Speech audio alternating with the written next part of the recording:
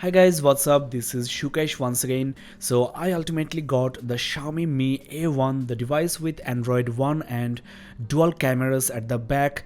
But I think this smartphone is slightly overpriced considering you can get the Xiaomi Redmi Note 4 at around 11,000 rupees from Flipkart. Mi A1 is retailing at 15,000 rupees, that is 36% more, but the specs are actually very similar to Redmi Note 4. The CPU, GPU, RAM and storage are same, only you are getting dual cameras, Android One, that is the stock UI, and what makes me angry is the much smaller 3080 mAh lithium ion battery, whereas you got 4100 mAh lithium polymer battery on the Redmi Note 4, which is one of the main reasons you should get the Redmi Note 4 and save your money. Now, the only reason I think this smartphone is slightly overpriced is because of the Redmi Note 4. I mean, if there wasn't any Redmi Note 4, then considering the other devices like Moto G5s and G5s Plus, this smartphone is still value for money, especially because of the new unibody design and other factors. But one thing I have to mention here, Motorola devices are shifting from plastic to metal, single to dual cameras, keeping the price tag almost same. Considering the price difference of just 1000 rupees in between this smartphone and Moto G5s Plus, I think this Mi A1 is going to face tough competition. I have already placed an order for Moto G5s Plus on Amazon, so stay tuned for the comparisons. Now, no need to mention, this smartphone looks very similar to OnePlus 5, or I should say iPhone 7 Plus, which Chinese manufacturers do love. I mean, so many people mistake my OnePlus 5 as the iPhone 7 Plus, but I think in other ways, since there are so many devices right now with this design, you should not be ashamed of. It looks fantastic, it's as good as an iPhone 7 Plus or OnePlus 5, and the ports, the finish, the cutouts, the material quality, everything is top class. I think it's the prime reason you can get this smartphone instead of the Redmi Note 4. It's a huge upgrade from the Note 4 and the design cannot get better than this. Now, before I talk more about this phone, I want to quickly check the contents inside the box.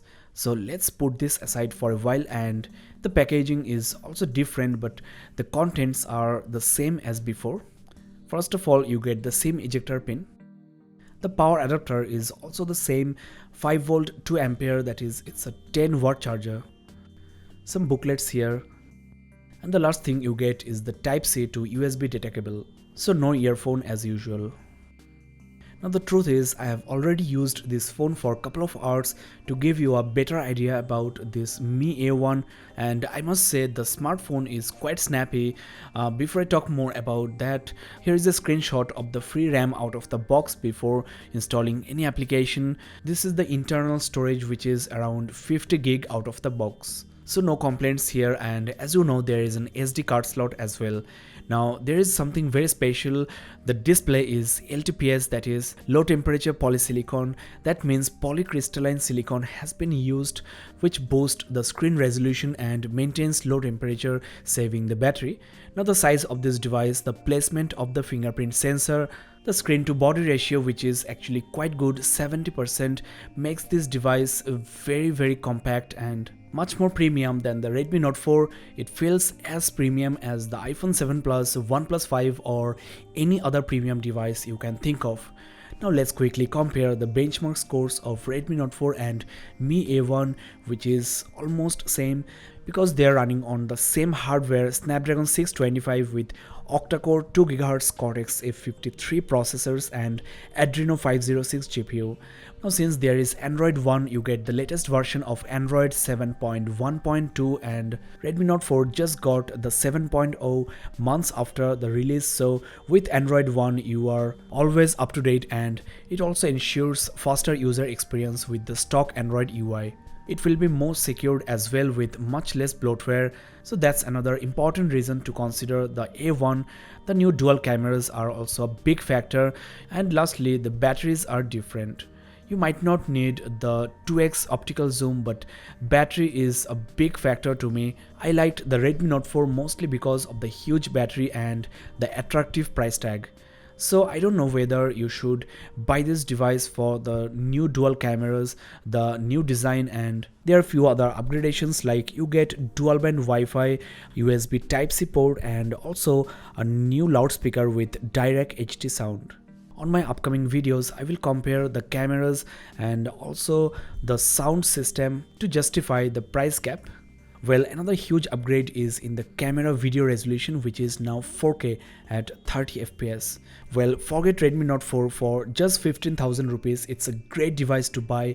Let me quickly go through the ports and design. You get the navigation keys here, and at the top you get a multicolored LED notification light, a 5 megapixel front facing camera with full HD recording, both proximity and ambient sensors. This is the power key coupled with the volume rocker. The SIM card tray is on the other side. Now I am really very much frustrated here. They nicely upgraded the design, but why can't they use another slot for the SD card? Its main competitors like Moto G5 and G5s use separate slots for SD card and the dual SIMs. So if you're using a Geo SIM card as your secondary SIM, then forget about the SD card. At the top you get the secondary microphone for noise cancellation along with the IR blaster for using this phone as a TV remote, which I really like. At the bottom you get the 3.5mm headphone jack, the primary microphone, the USB Type-C port, and the loudspeaker. The back consists of the fingerprint sensor and the dual cameras. These are 12 megapixel cameras with f2.2 wide angle and f2.6 telephoto lens. There is also dual tone dual LED flash. Now, as I mentioned before, the user interface is very snappy with the stock UI. I will try to make a speed test in between A1 and OnePlus 5 to check how close they are.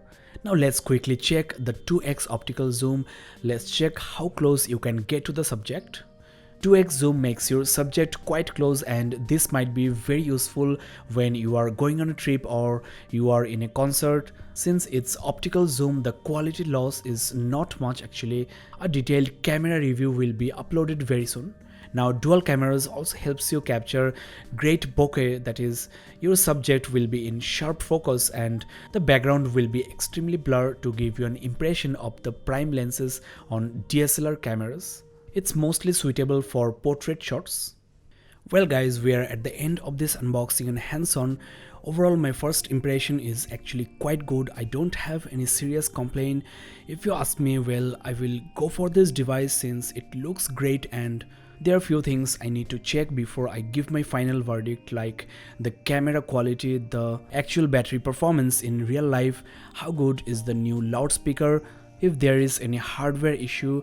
The Redmi Note 4 of mine is facing some microphone problems, so if the camera, battery, the loudspeaker and the hardware work perfectly, then I really don't mind the extra 4,000 rupees, especially if the camera is improved. I mean, Redmi Note 4's camera is not up to the mark, especially in low light, so if the camera is better, you can definitely go for this Xiaomi Mi A1.